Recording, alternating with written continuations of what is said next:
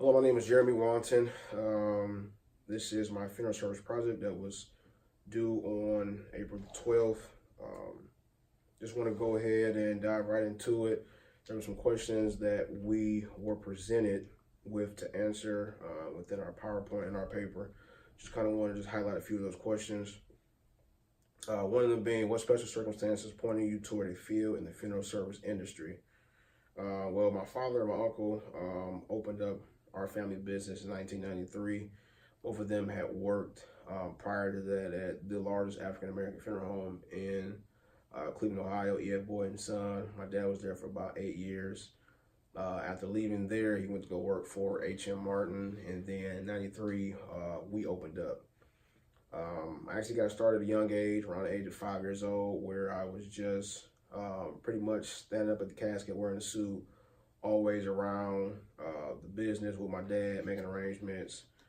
And at that time, I really fell in love with the business and decided at that age, this is something I wanted to do as my profession. 29 years old now, and really can't pinpoint exactly why I was so intrigued or fell in love with the business, but I did know for certain at that age that this was something that I wanted to do. How have you been trained to manage anxiety around issues of mortality? Just some key factors I've learned through experience and also too going through mortuary school, some do's and don'ts. Number one, you want to always display empathy toward a grieving family, but at the same time remain professional. I think that's huge because they come to you for, during one of the darkest moments in their life, for professional advice. And if you're an emotional wreck, because you've been sucked into, portraying empathy too much, you know what I mean, then you kind of lose that professional accountability, that relationship, where you're supposed to be the one who's assisting me through the grieving process, the bereavement process, but you're like up here, just as crying as much as I am. So you want to have that.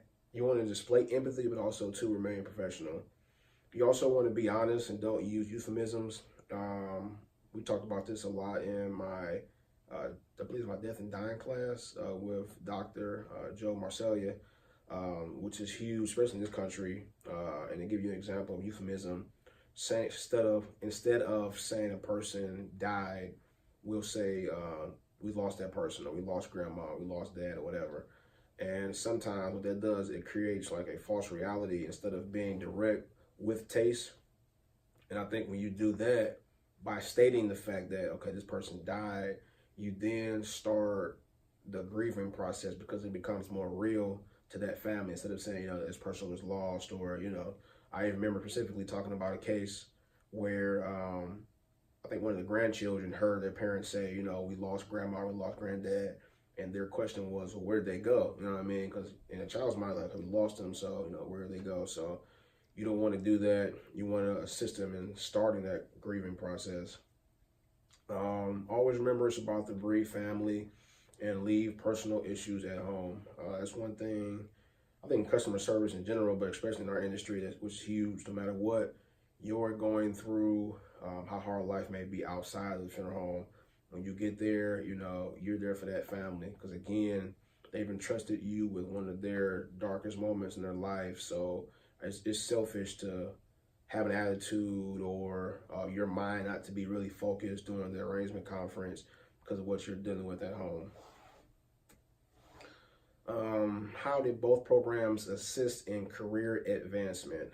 Mortuary School and Point Park put me in a position to become a licensed funeral director and an embalmer in the state of Ohio. In our state, there's a dual licensing where you can either be a licensed embalmer or a licensed funeral director, and the requirement is that you have to have at least a bachelor's in order to even take the state board test to become licensed.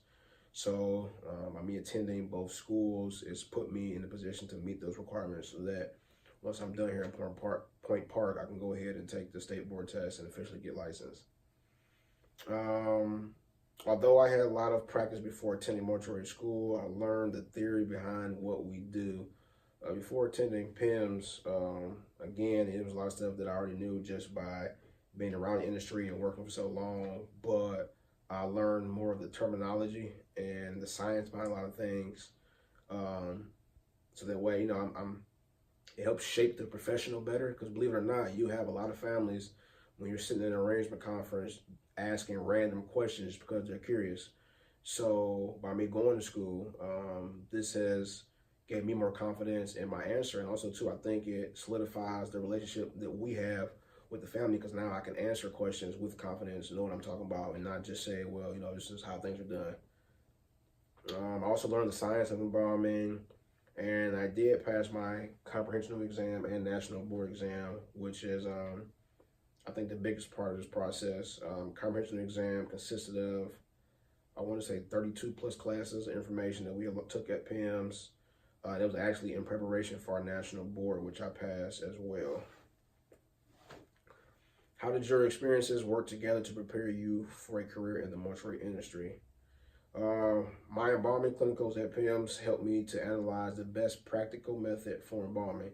So one of the things that was probably one of my favorite parts about embalming clinicals is the fact that we learn how to assess a case, and based upon what we had learned in our embalming classes, determine what was the best embalming practice for that case. Didn't realize before I started school that, solutions, pre-injectors, even the utensils and equipment that you use is all predicated upon that specific case.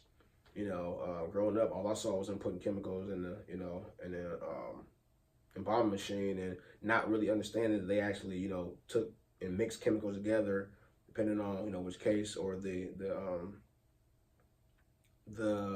objective they were trying to reach for that particular case. So that was pretty neat. Different situations I encountered, developed my observation techniques. Again, being able to look at something, or look at someone and say, okay, I need to use a higher index solution for this case, or we need pre-injectors for this case to go ahead and try to clear some of that vascular system out, or we need more water pressure to go ahead and try to push some of that blood out, so that way the embalming solution, once injected, is able to do what it's supposed to do and actually go through the arterial system. So as a result of unpredictable outcomes, I have learned patience. That's another thing too. As an embalmer, you have to be patient, because sometimes it takes time. Again, other cases take longer than some, so. Different roles in my career path. Funeral director, one who makes arrangements and works directly with family to plan disposition. That can either be cremation or burial. An embalmer, the individual who cares for the body. Again, I'm the one who's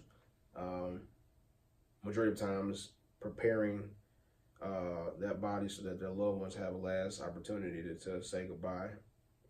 And also too, a certified celebrant. This is something that I want to do. Certified celebrant is a person who works with funeral director to provide a tribute that is personalized so that it mirrors in detail the life of the decedent. This is huge. Doug Manning, I believe is the gentleman's name. Him and his daughter is the one that really coined this.